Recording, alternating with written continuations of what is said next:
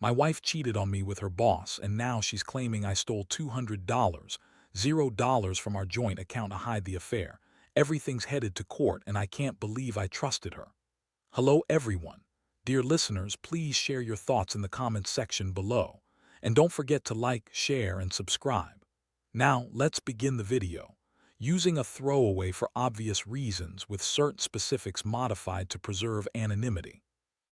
I never thought I'd be the guy sitting here, typing out a story about how I found out my wife, Lisa, was cheating on me with her boss, and now she's claiming I stole $200, $0 from our joint account to cover up the whole affair. Honestly, the whole thing feels like some twisted nightmare I can't wake up from. But here I am, trying to make sense of it all, trying to piece together how everything fell apart so fast. Lisa and I had been married for nearly 10 years. We met in college, built a life, had a couple of kids, and for the most part I thought things were good. She was always a little bitchy, sarcastic, sharp-tongued, and quick to dismiss anything I said that she didn't agree with, but I figured that was just her personality. She was successful, driven, and always had some snarky remark ready. Still, I trusted her, or at least I thought I did. It started subtly. Small things that didn't seem like a big deal at first. Missing money from our savings account, strange texts on her phone when she thought I wasn't looking, and her being overly defensive whenever I asked about her whereabouts. She'd brush it off, call me paranoid, say I was imagining things. That was Lisa, always quick to accuse me of overreacting or being insecure. But I knew something was wrong. I felt it in my gut. Then came the late nights. She'd say she was working late at the office, but I'd see her sneaking her phone into the bathroom or into her purse when she thought I wasn't paying attention. I'd catch her texting someone, hiding her screen when I walked in. I started checking her messages, but she'd always find a way to cover her tracks. She'd delete conversations or claim she was talking to clients or friends. It was all so damn suspicious. One night, I decided to follow her. I know that's messed up, but I couldn't shake the feeling that she was hiding something. She left the house around 9 p.m. saying she had to meet with her boss, Mark. I followed her at a distance, keeping to the shadows. I saw her pull up to some fancy hotel downtown, and I parked a few blocks away, watching her go inside. My stomach twisted. I felt sick. The next morning, I checked our bank account. That's when I saw it. Withdrawals I didn't recognize, huge sums of money being transferred to accounts I'd never heard of. Over $50, $0 in a single day. My mind spun. How could she be draining our savings like that? I knew she had access, but I didn't think she'd go this far. I decided to dig deeper. I called her workplace, pretending to be an HR rep, asking about her schedule. They told me she'd been out of the office for days and that her boss, Mark, had been seen visiting her house recently. My heart sank. I put it all together: Lisa, Mark, late nights, the money, and I knew I was onto something. But I needed proof, so I started checking her phone more carefully. I found texts from Mark, explicit and flirty, talking about their secret meetings and hiding everything. I found pictures of her and him together, smiling, close, like they were in some secret little world. That was the moment I knew she'd been lying to my face all along. She'd been cheating on me, and worse, she was trying to cover it up with money and lies. It hit me hard. I felt betrayed, humiliated, and furious all at once. How could she do this? After everything we built, she was out there screwing her boss, and I was left holding the pieces of a shattered life. I couldn't believe I'd trusted her for so long, and now I was scared. Scared of what was coming next. I knew I had to confront her, but I wasn't sure what I'd say or even if I'd get the truth. All I knew was that my world was falling apart, and I didn't see a way back from this mess. When I finally confronted Lisa about what I found, it was like opening a floodgate. I called her at work, and she answered with that bitchy, dismissive tone she always had. "What do you want, Jason? Can't you see I'm busy?" she snapped. I took a deep breath, trying to keep my voice steady, but inside I was boiling. "I saw the texts, Lisa, the pictures, the withdrawals. I know you've been cheating on me with Mark," I said, trying to sound calm but failing miserably. There was a long silence on the other end, then she started lying again. "Oh, come on," she scoffed. "You're crazy. You're just paranoid. I don't know what you're talking about." She acted like I was the one losing it. I could hear her breathing heavily like she was trying to stay composed. "You're accusing me of all this and I haven't even done anything wrong. Maybe you're the one hiding something." That made my blood boil. I told her I had proof, that I knew about her affair with Mark and that I'd seen the texts, the pictures, everything. Her voice turned defensive, then manipulative. "You're just jealous, Jason. You think I'd cheat on you with my boss. That's ridiculous. Mark's just a friend. Honestly, I don't know why you're making such a big deal out of nothing." I couldn't believe her. She was lying through her teeth, trying to gaslight me into doubting what I knew was true. I felt like I was losing my mind. I told her I wanted to meet, to talk face to face, but she refused. Said she was too busy, that she was at work, that this was all some huge misunderstanding. That's when I decided I'd had enough. The next few days were I spent every spare minute digging through her phone, her emails, her bank statements. I found more evidence: hotel receipts, texts about secret rendezvous, even her showing up at Mark's apartment last weekend. I felt like I was in some bad spy movie, except I was the one being betrayed and used. Then came the financial bombshell. I found out that over the past 3 months, she transferred nearly $200, $0 out of our joint account, money we'd saved for our kids' college, our house, everything. I couldn't believe it. How could she just drain our savings like that? I started piecing it together. She was funneling money to Mark, probably to keep him quiet, to fund their affair. I felt sick. Furious, yes, but also deeply hurt. I'd trusted her and she'd lied to my face for months. I decided I had to confront her again, but this time I wanted the truth from her, in front of the kids, in front of a lawyer if I had to. I couldn't let her keep gaslighting me. The day I called her out in front of everyone, she doubled down on her lies, calling me paranoid, crazy, and saying I was just jealous because she was more successful than me. That's when I realized she'd been manipulating me all along, trying to make me doubt myself so she could keep her secrets hidden. It was clear she had no intention of stopping her affair or returning the money. The more I dug, the more I saw how deep the rabbit hole went. I felt shattered, betrayed, and so angry I could barely breathe.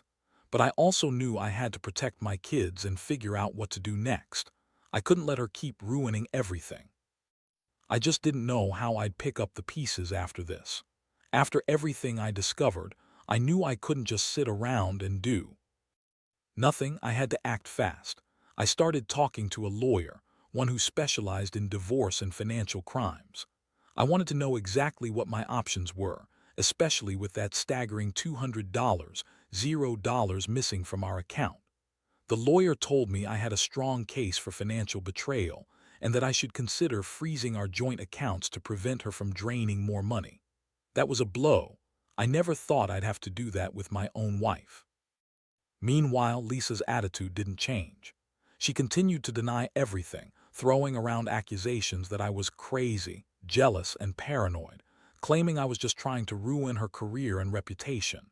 She insisted she was innocent, that I was just overreacting and blowing things out of proportion. Her tone was bitchy and dismissive, like she couldn't be bothered to care about the damage she'd done. Honestly, it made me angrier. How could she be so callous? One night, I decided I had to see her in action. I planned to catch her in a lie, so I set up a hidden camera in the living room. I wanted to see if she'd slip up or say something incriminating when she thought I wasn't around. That night, she came home late, smelling like perfume and booze. She was defensive when I asked where she'd been, and her excuses were the usual: work, a client dinner, blah blah. But then I played back the footage. She sat on the couch, texting furiously, and I saw her typing a message to Mark, saying, "Meet me at the hotel tonight. Can't wait to see you." That was the moment I knew I had enough evidence to blow the whole thing wide open. I also found out she'd been visiting Mark's apartment regularly, sometimes even staying the night. The betrayal cut deeper than I expected. I thought I knew my wife, but now I saw her for what she really was: a liar, a cheater, someone who'd do anything to hide her affair. I remember feeling a strange mix of numbness and rage. I wasn't crying, I wasn't yelling. I just sat there staring at the screen, replaying her texts and her sneaky behavior. I realized I had to get out of this marriage, but I didn't want to do it impulsively. I needed a plan. I also knew I Had to protect myself legally, especially with that money missing. I started to gather every shred of evidence I could. Photos, bank statements, text messages, even recordings. I wanted to be prepared for whatever came next, whether it was a divorce, a court battle, or some kind of criminal investigation. My mind kept racing with questions. How long had she been cheating? Was she planning to leave me for Mark? Was she trying to hide the money, or was she planning to run away with it? The more I found out, the more I realized how much I'd been blind to her true nature. One thing was clear. Lisa wasn't the woman I thought she was. She was manipulative, selfish, and willing to destroy our family for her own pleasure and greed. The betrayal stung deeply, but I also felt a strange sense of clarity. I couldn't keep pretending everything was okay. I had to face the reality that my marriage was over, and I had to do everything I could to protect myself and my kids from her lies and schemes. I still didn't know how I was going to get through this, but I knew I couldn't keep living in this delusion anymore. The truth was out, and now I had to deal with the fallout. The days that followed were a blur. I spent every waking moment trying to piece together what she was hiding and figuring out my next move. I knew I had enough evidence to take to the lawyer, but I also wanted to confront her again, this time with everything laid out in front of her. I needed her to see that I wasn't just paranoid, that I had proof of the affair, the money theft, everything. One afternoon, I called her at work, telling her I needed to talk. She sounded annoyed but agreed to come home early. When she arrived, I was already waiting in the living room, a folder of evidence spread out on the coffee table. Her eyes immediately darted to it, and I could see the flicker of panic in her face. I didn't waste time. I laid out everything, the texts, the hotel receipts, the bank statements, even the recordings. Her face turned red with rage and disbelief. She started lying again, trying to deny everything. "This is all a setup," she spat, her tone bitchy and dismissive. "I'm not cheating on you. You're just jealous because I make more money than you do. You're paranoid, Jason." I shook my head. "No, Lisa, you're the one paranoid. You've been hiding this affair for months, and I've got the proof. You've been stealing from our account to fund your little side relationship, and I want to know why." My voice was steady, but inside I felt a storm of emotions: anger, betrayal, heartbreak. She started crying, but it wasn't the genuine kind. It was fake, manipulative tears. "You don't understand. Mark's just a friend. We're not sleeping together. I was just stressed, working late, and he's been there for me. That's all." Her words sounded rehearsed, and I could see the lie in her eyes. I told her I was done believing her bullshit. I gave her an ultimatum: come clean, tell the truth, and start making amends, or I would take legal action. She scoffed and said I was overreacting, that I was trying to ruin her career and reputation. But I'd had enough. I knew she'd been lying from the start, and I wasn't going to let her manipulate me anymore. That night, I made the toughest decision of my life. I contacted a divorce lawyer and started the process. I also filed a police report about the missing money. 200 isn't chump change, and I wanted to protect myself legally. I knew Lisa would fight tooth and nail to keep her secrets hidden, but I wasn't going to let her get away with it. The next few days were filled with tense phone calls, court dates, and meetings. Lisa continued to deny everything, calling me crazy and possessive, but I had enough evidence to back up my claims. I started preparing for the worst, knowing she might try to take me to court over custody or try to spin her version of the story. But I also knew I had to stay strong, for my kids' sake. What really hit me was how cold she'd become. The woman I thought I knew had turned into someone I didn't recognize. She was bitchy, manipulative, and willing to lie and cheat her way out of everything. I felt a mix of sadness and anger, sad because I'd lost my wife, and angry because she'd betrayed me so completely. But I also felt relief. This chapter of my life was ending, and I was finally taking control.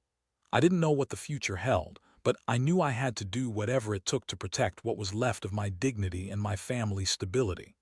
The court proceedings started sooner than I expected, and the whole process was like being shoved into a nightmare I couldn't wake up from.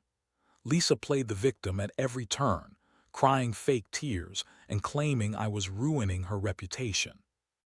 She insisted she was innocent, that I was just jealous because she was successful, and that I was trying to ruin everything she built. The woman was relentless, and her lawyer was no better, feeding her lines and helping her spin her web of lies. Meanwhile, I had the mountain of evidence, texts, bank statements, recordings, that painted a very different picture. I had documents showing the massive withdrawals, proof of her visits to Mark's apartment, and even some photos I'd taken secretly when she wasn't paying attention. I felt like I was fighting a war I couldn't see the end of. Every day, I had to sit in that courtroom listening to her spin her story, trying to convince everyone I was the one at fault.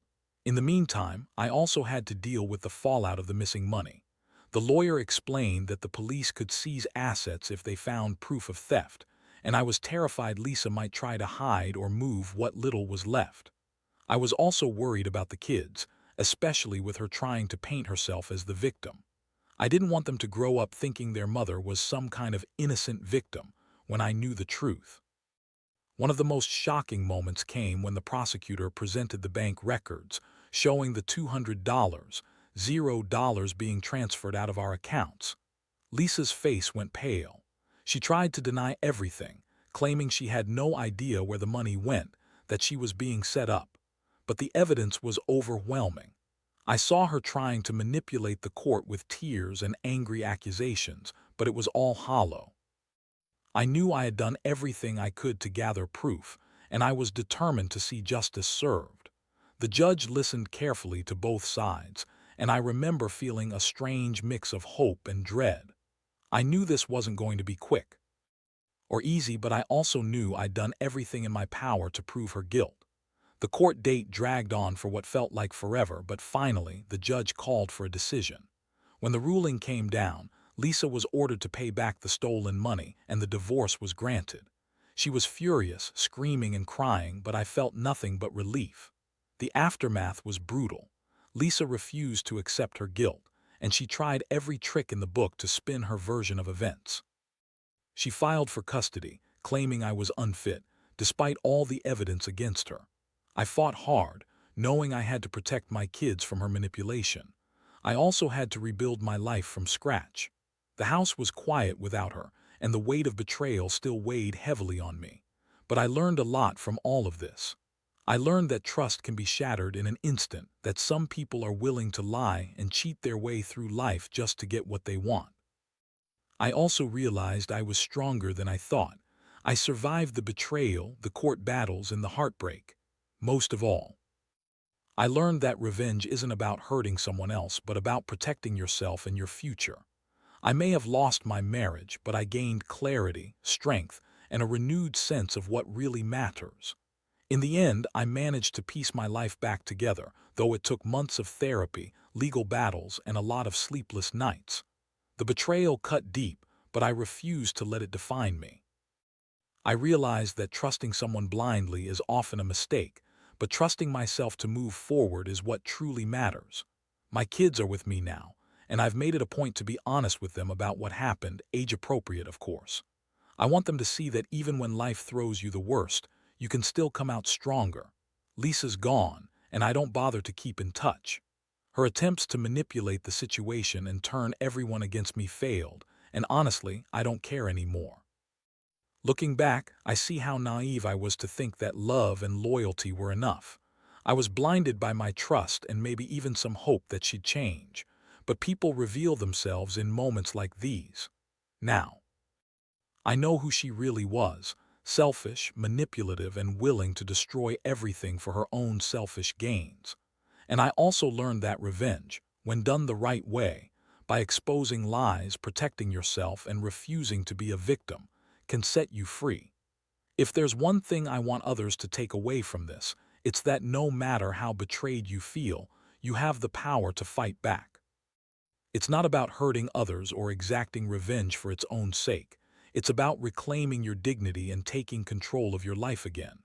I've come to accept that some people are just not worth your trust, and sometimes the only way to move forward is to cut ties and leave the past behind. So here I am, stronger and wiser. I'm rebuilding, not just my finances, but my sense of self. I've learned to listen to my instincts, to be more cautious about who I let into my life, and most importantly, to never let someone else's betrayal destroy my hope. Life goes on, and sometimes you have to lose everything to realize what truly matters.